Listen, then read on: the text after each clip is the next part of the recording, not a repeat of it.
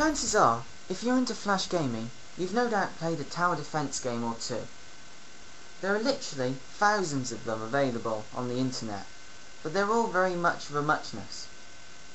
But now, Square Enix have come along with a much more literal take on the tower defense genre, and the result is Final Fantasy Crystal Chronicles: My Life as a Darklord on WiiWare. Visually, this game isn't all that. The graphics are functional, but nothing more, which is unusual for a Square Enix game.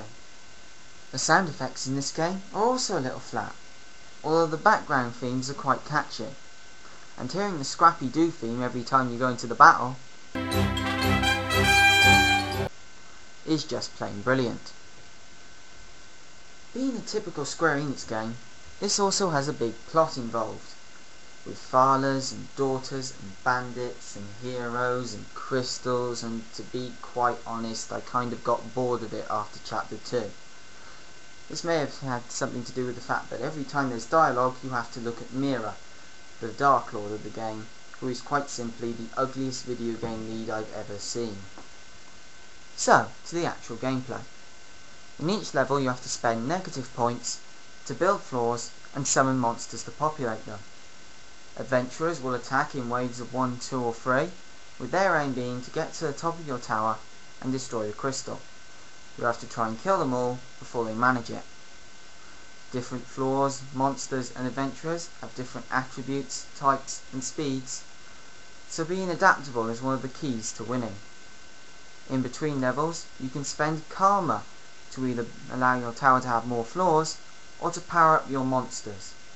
There are also items and clothing available to give you extra bonuses in battle. The main problem with this game is the difficulty, especially early on when you are given extreme limitations, as in you are only given 1 or 2 floors and 1 type of monster, which is constantly put in battle against adventurers it is weak against.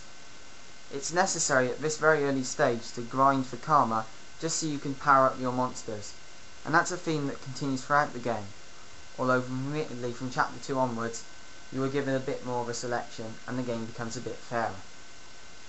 The counter to the difficulty, arguably, is the DLC, which offers various powerful monsters, floors, and other items and clothing to help you in battle for a price.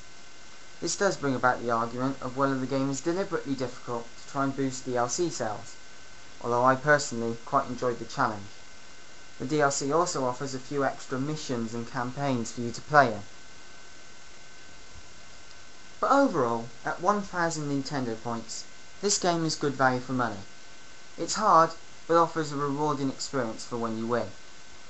However, if you haven't played a tower defense game before, then I don't recommend this. It's far better to go and play some of the free ones online first to get an experience in the genre before deciding whether you'll get this game or not.